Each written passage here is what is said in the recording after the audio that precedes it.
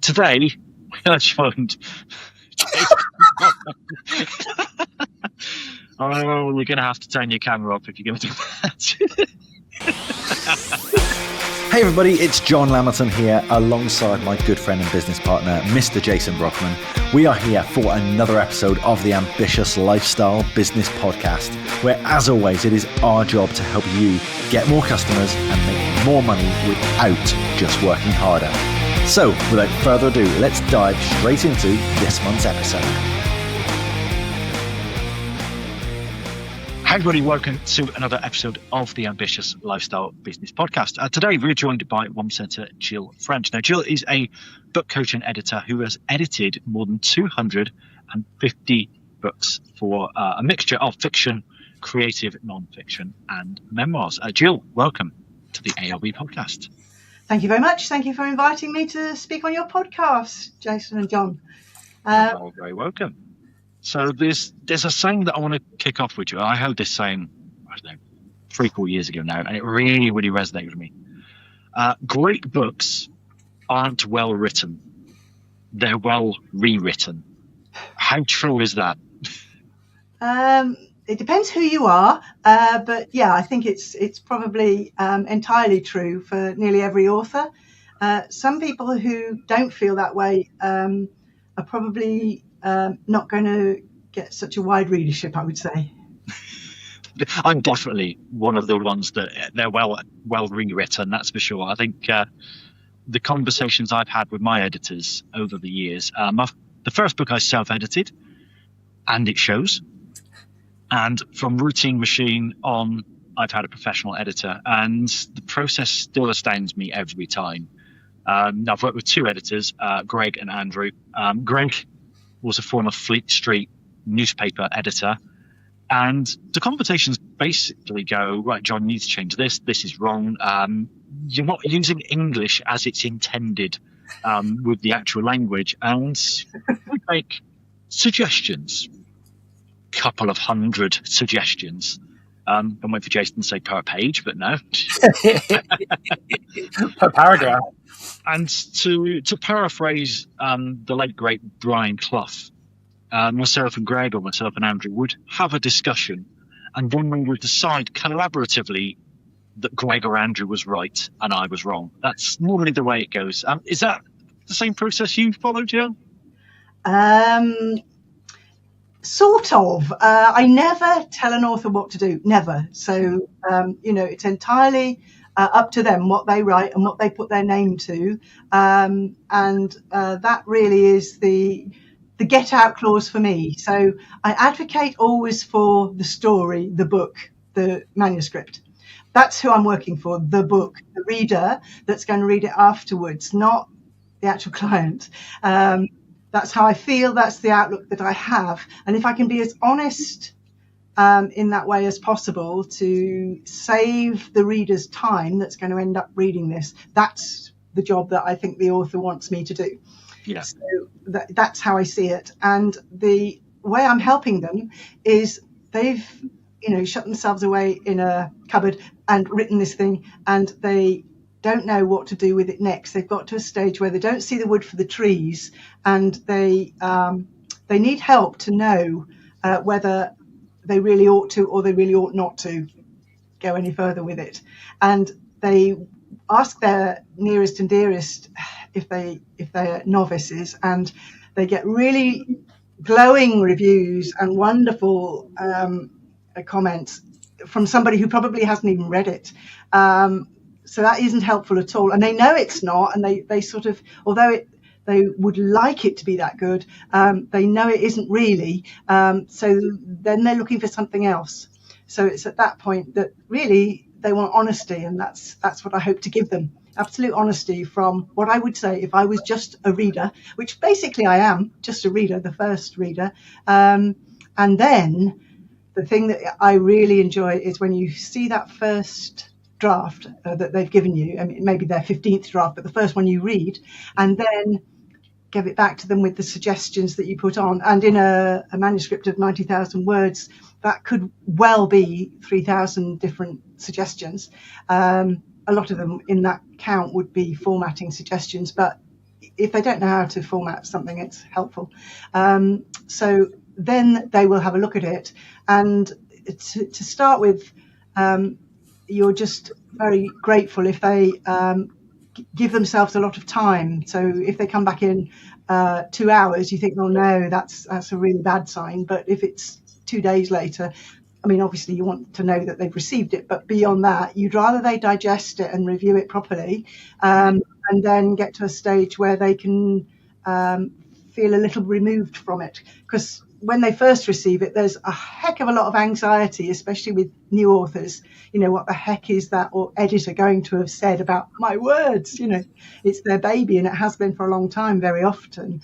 And so what I like to do is, in the email where I return the manuscript, I almost always give them a couple of sentences of what I actually thought, which is usually, it was way better than they thought I was going to say, because they feel, maybe it's because of the age group of the majority of my clients, or maybe it's to do with their schooling, something like that, but they have an awful idea that, you know, the headmaster's going to be told about it, and they're going to have to turn up there on Tuesday or something. A lot of red pen and an F on the top of it, yeah? That's what they're worried about. Yeah, that's right. You know, this is not good enough, because it's an embarrassing thing. They're revealing themselves in a way that is very personal.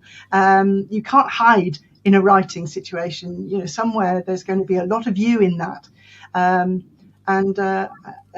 Usually I find the people that are most nervous tend to be the best writers. The people that are quite blasé about it, I mean, when they're early in their writing career, not when they've written as many books as you, John, but, you know, the people who are doing this for a first time, or maybe a second, third manuscript, they're still very vulnerable. There is one client that I work with who isn't like that. He's an absolute exception, and he's like a writing machine. He's incredible. He writes really quickly and really well, and he was dyslexic, so he has a very interesting story, and he loves being creative, because for most of his life he wasn't. Whereas I think many people have sat with their story for a long, long time, and it's taken a long time to get it onto the paper, and those people are the ones that are really needing, it's not hand holding so much, but they need pointing out where the strengths are. That's what they don't know. They know where the weaknesses are. They know the whole thing's just awful. That's the sort of feeling they tend to have. But actually they need to be told this is good. So what a lot of my comments are, certainly in the early chapters, are this is great, fantastic phrase, couldn't have said it better. You know, those sorts of comments go in a lot, especially early on. And then I trail those off. So when I'm working on a third book, maybe I'll just say, I'm not going to tell you all this stuff's great, but it's still good stuff. Because they don't know. They've read it so often, and they've sort of skipped over that bit because it doesn't need correcting, they think, so that's okay. But they're not looking for the positive. They're looking for the negative when they're editing themselves. And that's not what I see, because I go in as a third party and a fresh pair of eyes, a fresh brain, and I can see the good stuff. And that's great, because then I can point it out to them, and they can hopefully then replicate what was good, because they can see now what I'm finding good. Yeah. And I've got one author in Canada who's really great, because she says to me, has said to me over books in the past, that those bits where I've actually highlighted it and said, really good, you know, you got that, those sorts of comments are really helpful to her, because they're very, very often the bits where she was really nervous and didn't know if she'd quite got her voice, whatever that means, you know, got the words as she wants them to flow properly. And where I can, you know, just tell her that paragraph's stunning, things like that, that really does help her. And then she can lean into that, you know, rather than go overboard on the, you know, background stuff. And perhaps another thing that I can't help but think of the other things that this author does. But the other thing that this author does is rather a lot of info dumping. So we get all the stuff from the tourist board that she's looked up, and you know, we needed a bit of that, but you know, woven in a little more subtly would have been better. Those sorts of things are comments that match with the other really good stuff that she can do very well. And that particular book, thinking of this one, she's been in touch very recently. It's now nominated, longlisted for an award. So I'm hoping that that'll come in, I think it's May, end of May, the board sit for that to say whether she will win it. But it's a very good book now. I think I edited it 4 times because she comes back and back and back. You know, you don't need to edit something 4 times, but she kept changing it a lot. That's it. What was that book called? Gosh, that's a very good question. Can I get back to you? It's A Life in Frames by Leonora Ross. And it's, I want to rewind a little bit, because when you were talking right at the beginning of that section, I saw a little smirk come on John's face. Something along the lines of, well, if you're happy to put your name to it. I remember John getting that from the first coach when he was writing Big Ideas for Small Businesses, John, wasn't it? Yeah, it was Colette, previous guest on the AOB podcast, who said to me, you know, how many books are you writing? Your name is going on the front of this book. And if you want to put out something substandard and nuts, then be my guest. But my name is not going anywhere near that steaming pile of turd until we get this sorted. And sure enough, some people somewhere, probably a couple of hundred people that were at the launch party of Big Ideas for Small Businesses, have a version of the book that does not have Colette Mason's name in because she refused to let us print it. Yeah, there are people I've emailed and I've said, look, if you leave those words in, my name's going nowhere near it. So I like this. Tend to come under conscious language usage, which I'm very hot on. And a lot of authors don't really think it's a thing, but it is. Mm. Yeah, I was just going to say, I love this because actually there's lots of 1%ers who'd like to write a book, are thinking of writing a book, are in the middle of writing a book, have written a book. And there's lots of listeners to our thing which will actually go, I've got a book in me, I want to kind of do that. I know I haven't, although John keeps telling me I have, and I really need to have one at some point. I know I haven't.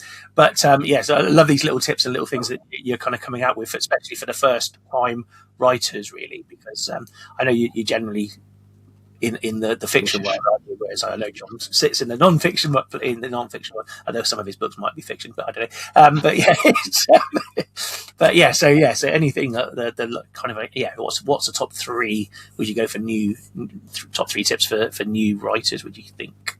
Top 3 tips for new writers. I think the top one is to choose one project and one project only, which is something I know which is very close to the 1%ers' hearts, because it is very, very distracting if you're trying to write more than one thing at once. Even though I know some writers say, oh, I'll write fiction in the morning and non-fiction in the afternoon. Yeah, right. It's very hard to do that. I mean, some people can. I'm not saying nobody can, but I wouldn't be able to do that. So if you do that, you have to, in the same way that it applies with business ideas and ambitions you might have within your business. If you're trying to write and you're thinking, well, maybe that other thing was really a better idea in the back of your mind all the time, it puts you off writing. So you're best to just say, right, in the next 6 months, year, I'm going to write that book and only that, and not anything else. That really helps. Now, that clarity is something that very often you see that a new author has not got. So they send you the manuscript and they've written all they ever want to write in that one manuscript, and it's all there. But there's too much. It's like 3 stories all mashed up together, and ouch. You know, that we can't follow anybody. We can't relate to any individual because there's far too many of them, all that stuff. So they desperately wanted to get in, Uncle Josh. So Uncle Josh is in, and then the mother's in, and then there's a bit from their old husband they wanted to, get rid of by the end. So all those things have come in, and there's just too much. So then you have to go back to them and say, look, we can write that. Don't throw it away. Chapters 7 through 9, we will keep.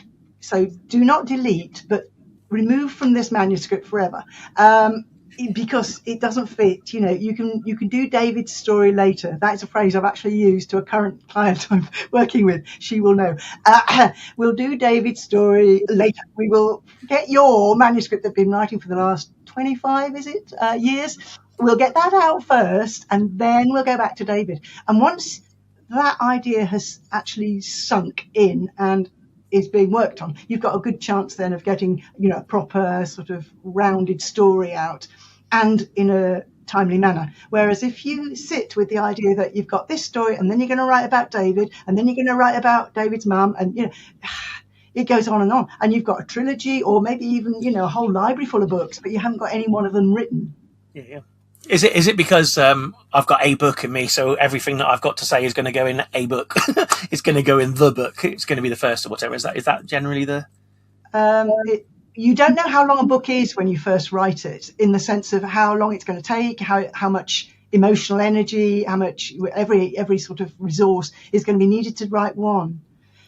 When you've written one, you've got more of a perspective on it, and it's a lot, but it's not a lot. It's a lot in a focused manner. So I don't want a general book about generally everything. I want a specific book about a real story or a topic. And if you start telling me that you were also in the Brownies and this happened, it's not relevant. Do you see what I'm saying? And how did you know? Yeah. So, you can tell me about those in another life, but, in this one, let's contain it. And you can use the feelings that you had when you won your first aid badge in the Brownies, if you like, when you're, getting your award for whatever it is you're getting in this book. So you can bring in the feelings. They don't change, or they don't need to change, but the number of the scope of what you're doing has to be constrained so that you can take your reader with you in a logical way. So that's really I'm talking about developmental editing at this stage rather than editing. So there's the three sort of stages of editing. You after the writer, so at that stage where you realise I can't see the wood for the trees, something's going wrong with this story, I don't know what it is, what's the good bits, what's the bad bits. Then you give it to somebody to look at. That person will then hopefully give you a big picture overview. So having read the whole story, they'll say, this bit has to go. And I'm thinking of this fabulous book. It's this book here, which is, Barney won't mind, I'm sure, about this book. This book came to me. Very often freelance editors get taken on in the summer when the publishing house are a bit lower on staff than normal. This is how this manuscript first came to me.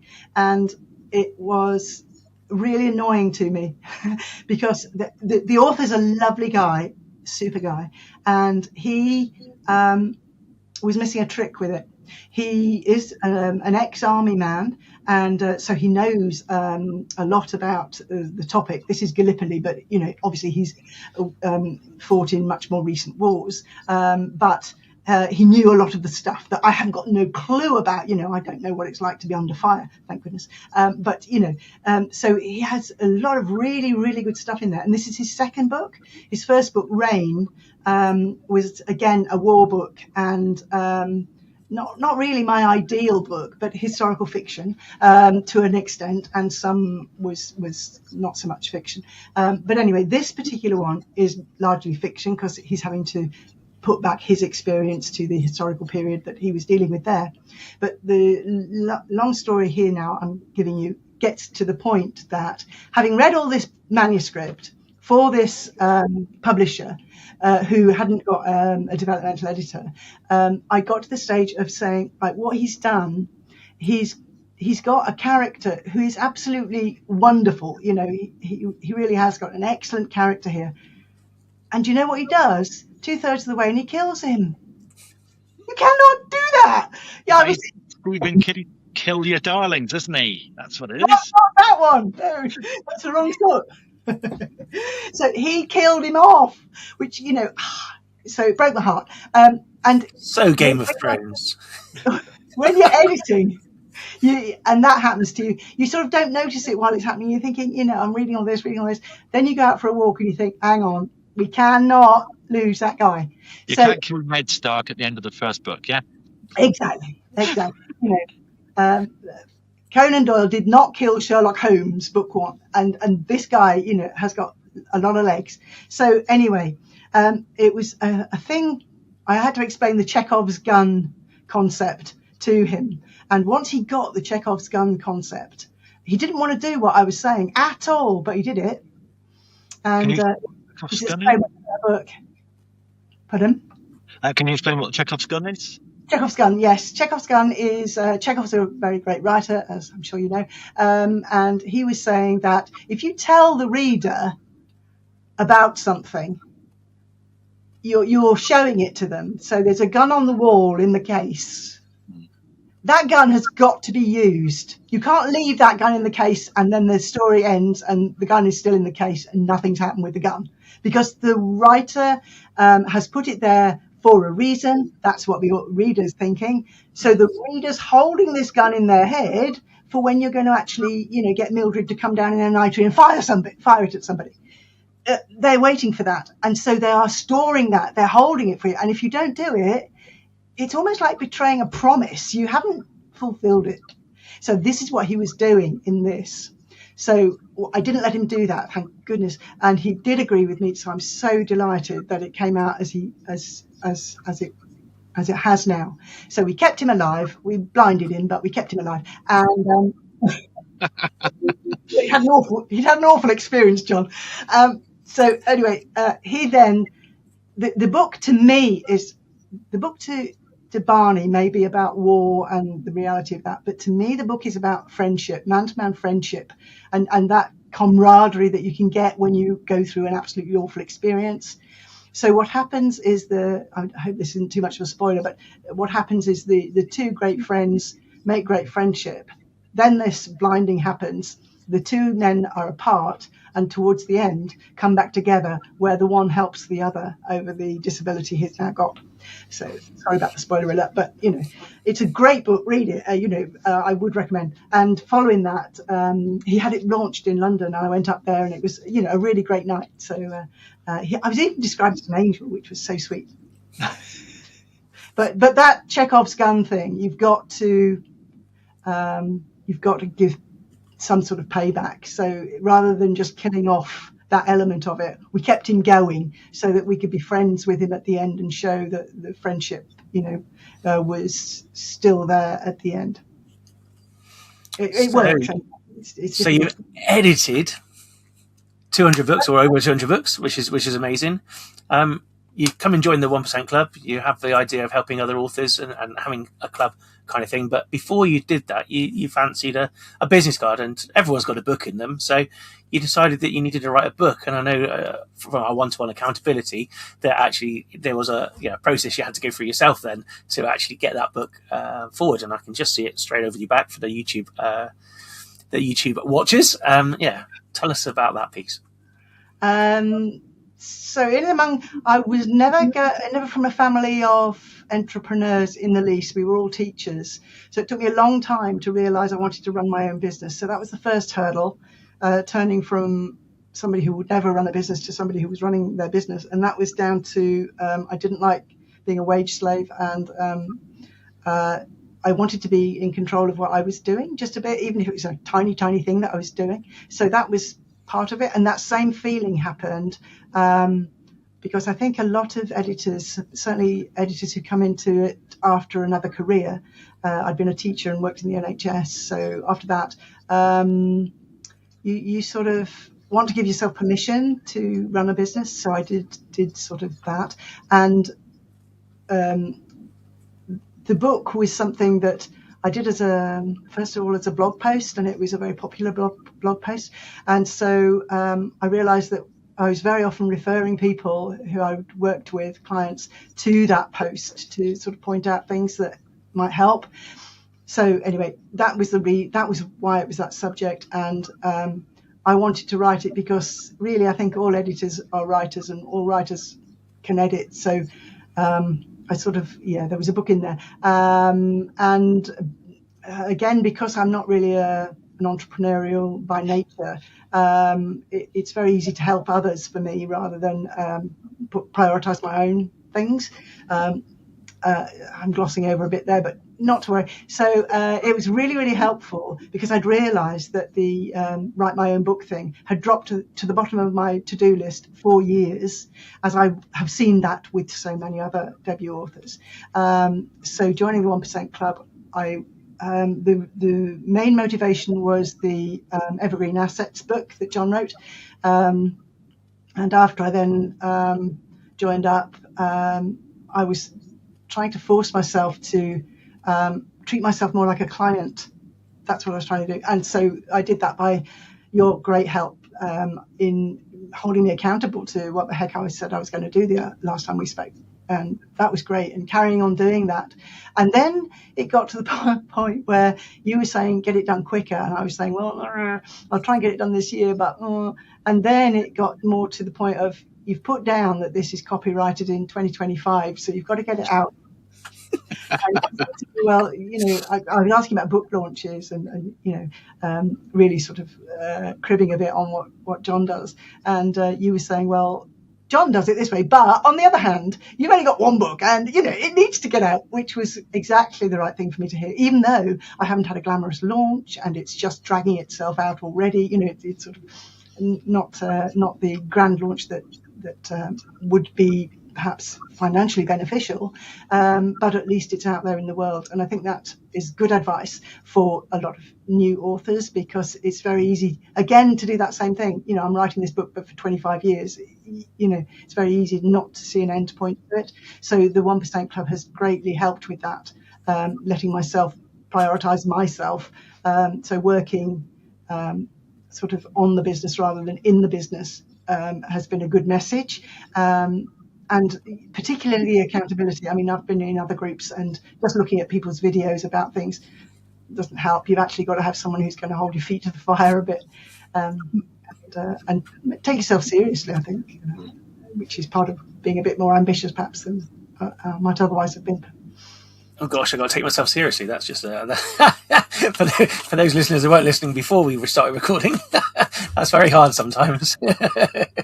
I'm comparing it to how I used to do when I had to be a teacher. You always take yourself seriously if you're up in front of a class.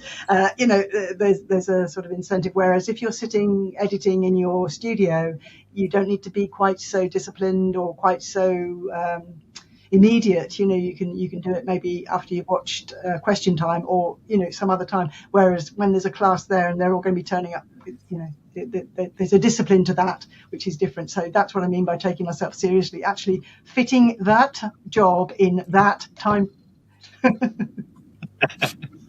Yes, I remember we had this a big spreadsheet, wasn't it, with here's how many words I've got and where I've got to, and I'm going to get to this, and here's how many I've got left, and here's how many minutes I've spent on it. And you had this big spreadsheet, chapter by chapter, and everything as well, wasn't it? It was a great feat of work for those who like spreadsheets, to be honest. But it kept you on track, and you knew where you were, and you knew where you were behind, and when you started sliding forward and stuff, it was good. But getting that deadline gets that thing done, and actually by just putting in a self-imposed deadline, though I know I was kind of pushing you towards that deadline there. It was semi-self-imposed, semi-self-imposed. Or have imposed. There probably wasn't any anything. Yeah, I totally imposed the deadline, but it got it done. So that procrastination piece didn't happen anymore. And especially if you've been waiting 25 years to write it, kind of thing. It's great to have that bit in sight. Yes, that's right. And you can let yourself down and forgive yourself without anyone noticing. Whereas if you've said to someone else that you really are going to do this, there's a completely different pressure. So you have to live up to a standard that is for the other person rather than for yourself, which is a different discipline. So it's really useful to me. And also, I think the attitude that the 1% Club have, which is again different to some clubs I've been in or groups I've been in, is that your well-being matters. It's not just whether this is a good idea or whether this is financially. That there's a wider sort of, is this a well-being piece? There's sort of a wider, a sort of more holistic approach to how's this going, so that the person is being prioritized rather than just the element of work or the project. It's actually making sure that this fulfills more than one criteria in a way, even though it's just one thing. It's the thing that's most optimized to meet all the things that you need to progress. That's how I feel about it anyway, different to other groups I've been in, where it's much more prioritized to keep on working and graft, hustle. yeah that's just never going to work for me. And And I have been in groups where it has not worked, and so this is the only group I've written a book in. We've said many times to several 1%ers that we're not here for your business. We're here for you. You are the business owner. You're paying your subscription. We're here for you. Now, if what you need is a bigger business, a better business, great, we can optimize the business. But that may not be what you need. What you may need may be a little bit of self-care. It may be actually a smaller business. It may be a simpler business. It may be just a different model that actually we need to look after the business owner first before we look after the business. Mm-hmm. Yeah, I think I watched the what's Louis' surname? Out. Yeah. He spoke with you on a really good, was it a masterclass we had? I heard about him through the 1% Club, and I've read his books since. And he's done some very nice YouTube. There's a series of 4. In the cottage. And he takes a woman Vicky, who has a business similar to mine, and the outcome is very much to simplify it. So he has the same attitude that you're describing there, that, we're not necessarily trying to take on the whole world. We can just do enough. Yeah. And that's far better as a message, far more nuanced, but far more appropriate for many people too. So that's a much more intelligent approach to actually getting people to do things, I think, and getting yourself to do things as well. So another bonus that I've had since leaving proper work, proper jobs. Since you had a real job. Yeah, that's right. Like my dad would have said, get a proper job.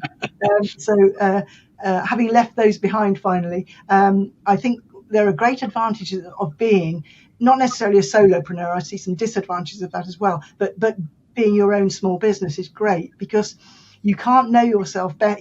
No manager could know you as well as you do, I think, in some senses. And so one thing I really enjoy about running my own business, which I never expected when I persuaded myself that that's what I was going to do and set it up, was that you can reward yourself differently. In business, no one would ever, as a manager, have allowed me to even keep a box of chocolates if my customers had been so kind as to donate them to me, whereas I get books sent to me, testimonials. It's really nice to see the things that are the outcome or the reward for having put time into getting the job done for them. So that I love. And I also like that now and again I can say, I took that job on, even though I was, trying to take a photo of a shark at the time. And so I've got some extra so I can reward myself. And my reward to me would be something like this. So my manager has bought me this perfume, no manager would have known to do that except me. So that's a spin-off that I never expected, but that I find fun in, and as well as the being able to work at whatever hour of the day. But the other thing is to be able to choose your projects so that you can say, right, I'm going to, not take so much income this year, and I'm going to spend some time and get some evergreen assets. So I'm sure I must have misheard this just now, Joe, but I'm sure you said that I won a client while I was taking a photo of a shark. I must have misheard that, surely. Well, no, it's strange but true. Yes. So on a holiday in Gran Canaria, I was using my phone to try and take a snippet of a very large tank. I was in an aquarium and the sharks were swimming by, and so I needed to get a picture of them, and whipped my phone out to do that with. The phone was on silent but shook, and that turned out to be a client, a new client that I'd never spoken to before. And I don't think he even to this day knows where I was when I sort of took that job on. But yeah, there are funny spin-offs you never expect. I love that, because wasn't there a question asked on a coaching call about 2 weeks before that? Somebody said, I wonder if I could run my business from Gran Canaria. I think someone said that. Yeah, I think they were just joking. People were saying they could go and run their business from Spain, and they proved it. They do it, Yeah. But I think the other thing is it's very, very easy when you get to a certain age to say that, that's basically it.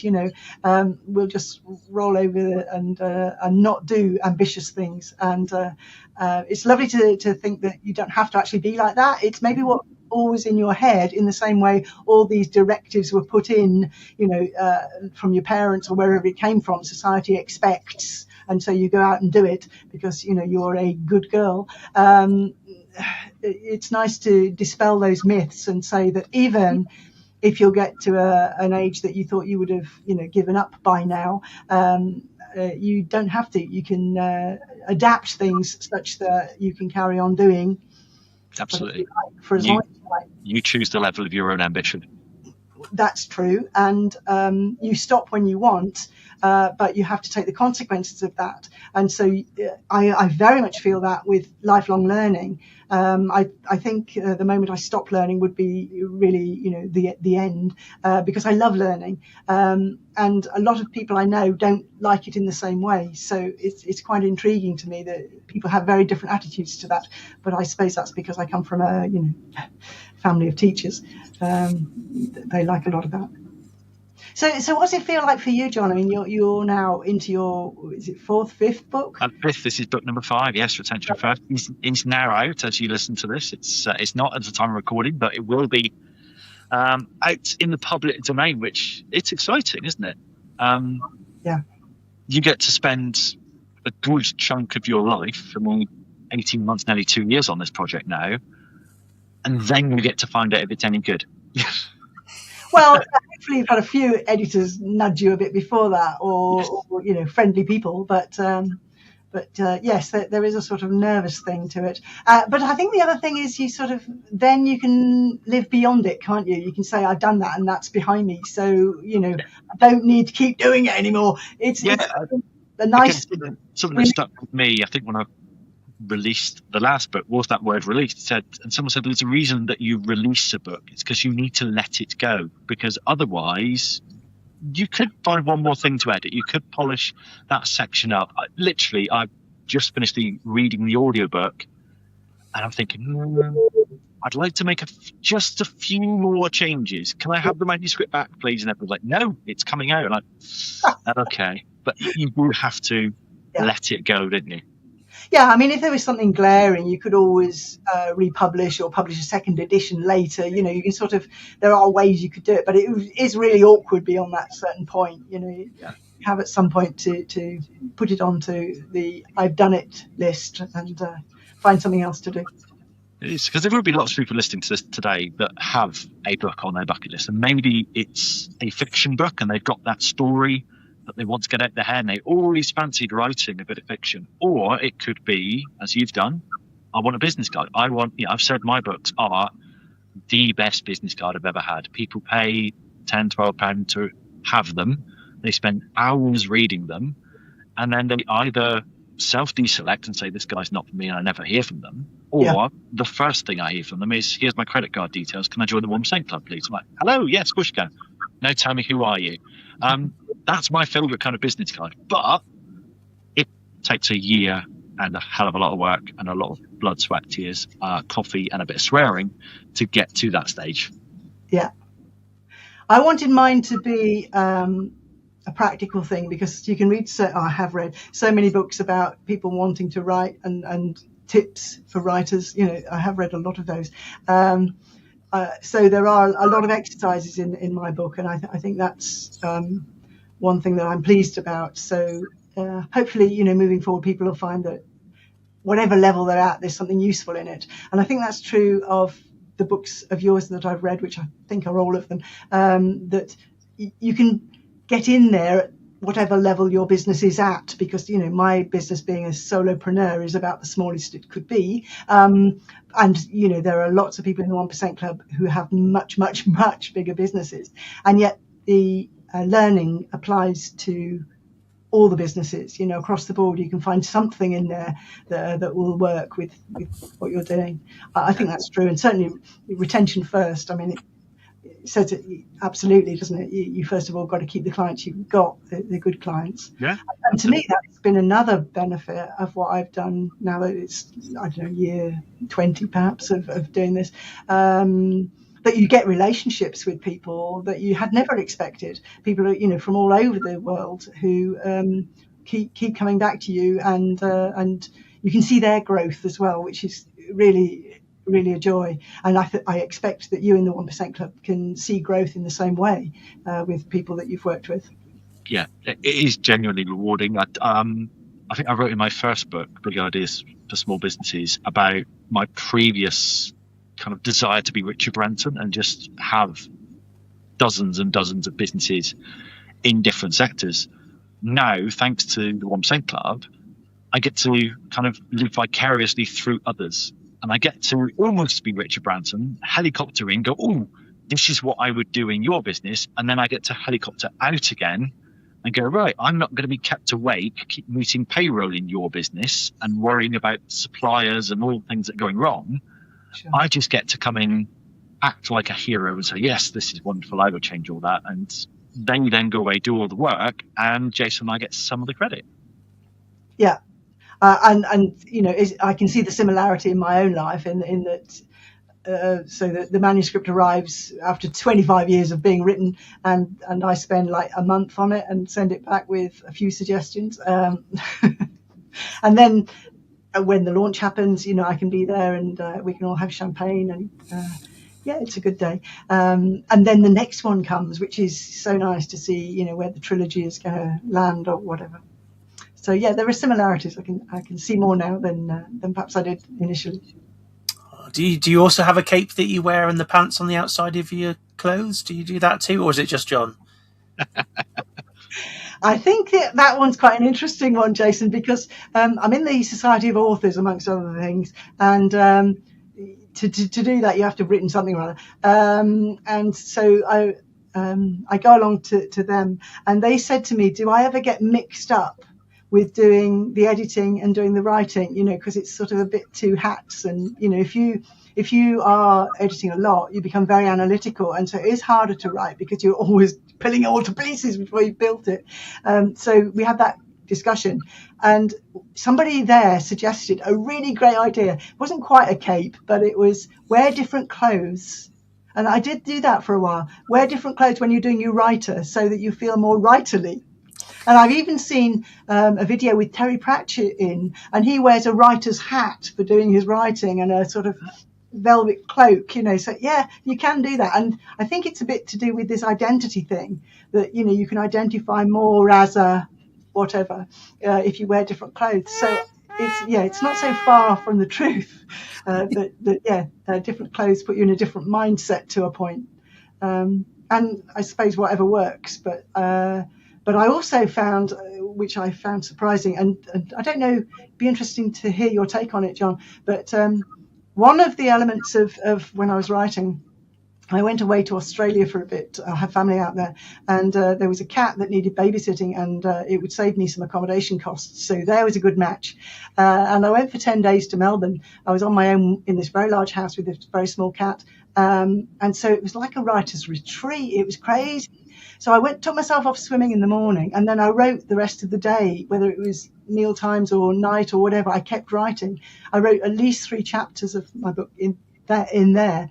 And I now see really why a writer's retreat is a really useful idea as a way of spinning it along quickly. So have you written like that, John? Have you taken yourself away to write in a retreat position? No, I've not. All of my books have been written in this chair, using a process that I call arse in chair, hands on keyboard, which is basically almost forcing yourself to. But I think what I did, my first book was very much try and run the business during the day. Let's do a bit of writing in the evening. Let's do a bit of writing at weekends. Let's pick it up and do an hour here or there. Yeah. Very difficult to do, because you pick up that document and you go, right, where am I? What was I saying? Right. Oh, I've got this idea. Have I already written that? No. Oh, okay. Right. And oh, look, 20 minutes have gone. Right. Oh, I better crack on. I better say something. And it was painful. So book 2 and beyond, I blocked out a week and I said, like, I'm not available for a week. Yeah. I'm in here. As soon as I've done the school run, arse in chair, hands on keyboard. Yeah. And during that first week, I got 30,000 words out. Now, it was very much a word vomit. And again, no editing. I had to force myself at several points to just go, yeah, I know this isn't working. And I know what I'm writing is terrible, but I'm getting the ideas down. And so much of my writing had a placeholder that said, like, square bracket, something better here, and square brackets. Yeah, no, however you have to do it, really. But the writing retreat worked really well for me. There's the peace and quiet and endless time to just only do that, get yourself back to it, you know. I had someone the other day, someone said they could only write in coffee shops, or someone else on a train where there was background noise. It's like, for me, it's got to be, actually, not quiet, but no distractions. Door shut, preferably no one else in the house. Yes. But we'll sometimes have like focused music on or binaural beats, something in the background. My first 2 books were written with, do you know the film Inception? Hans Zimmer did the soundtrack to this. Okay. He's got a song called Time, and it's about 4.5 minutes, and it just kind of slowly builds and slowly falls, and it's completely instrumental, and it's just, you can hear it in the background. First 2 books, I listened to that song on repeat. Wow. Worked brilliantly for the writing until I got my Spotify Unwrapped and discovered that my most listened to song of the year was Time by Hans Zimmer, and it was like that for about 4 years. Like, I need to stop this. So I then found someone on YouTube has mashed it together, so there's a 2-hour version that you can just listen to on YouTube, play it on repeat. Brilliant. Unless you haven't got YouTube Premium, in which case you get an ad popping up to interrupt you every 20 minutes or so. That is really good, yeah. I've heard fiction writers who have a soundtrack to a book. So they will have, particularly, you know, where there's sort of emotional things going on, they will have different tracks that they take for the different sections or different chapters that they're writing. So they'll, you know, have a really sort of weepy one or a ballad or whatever for the sad bits. That's and get the emotions in, I like that. The fights. So it does have some effect on your emotions as well as how you can write, I think.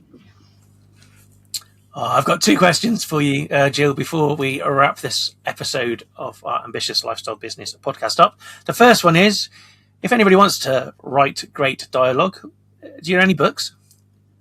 Yeah, I've read a lot of books on writing dialogue, and there is a bibliography in the back of the book I wrote, so there's a whole list of them there. You haven't even mentioned your book, so I was leading you in there to tell me about how to write great dialogue. What's that about? Well, yeah, how to write great dialogue. I hope it will be a sort of shortcut for people so they don't have to actually read the whole bookshelf that I've read. And that I've picked out, hopefully, the bits that are practical rather than the bits that are not. And as I say, there are like 42, I think, exercises in there. So, you know, it's a sort of challenge to get people to do things rather than just read stuff, because that's a trap. So I've written it really dedicating it to my friend Dee Muddyman, who is an excellent editor, and she was the one that really elbowed me in the ribs at the right moment to get me into this business. Yeah, that's about it really. That's what that one's about. But the thing about my book is that it's written recently. A lot of the books are written a long time ago, like 2016 and 19, whatever. So this hopefully brings in also the new ways of dialogue. So things like text. How do you write text? You know, a lot of authors ask that sort of question. You know, how do I make it look like text rather than like dialogue? And so I brought in sort of modern things as well. So that's quite good about it. And another thing that is different about mine is it's for editors as well as authors.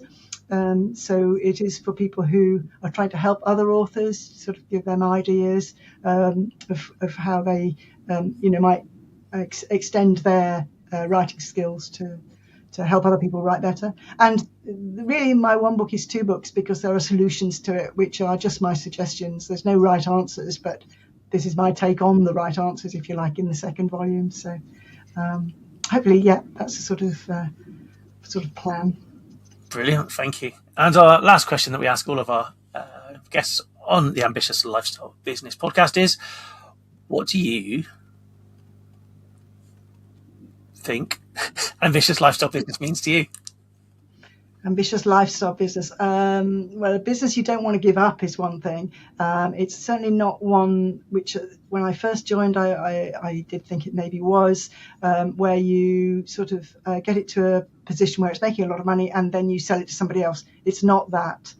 So whatever you want is the success factor. So however you determine it to be successful. So for me, the success was for doing a job that I actually love, but being able to keep on doing it at a time when, perhaps I wouldn't be top of the list of other people choosing me to do their jobs, but because I know and trust what I can do without I don't have to climb ladders and dig ditches. So to me, that was good. So it's it's a flexible definition, and ambitious in my terms would be to keep on doing it and to keep on loving what I do. So that to me is the ambitious bit. It doesn't sound very ambitious, but compared to the background I came from, where nobody would touch business, it's all too risky. It feels like a win to me anyway. I think if you were to ask the majority of teachers in this country, or indeed NHS workers in this country, if they would love to love their job all the time and not have to do things they don't like doing, would they class that as ambitious?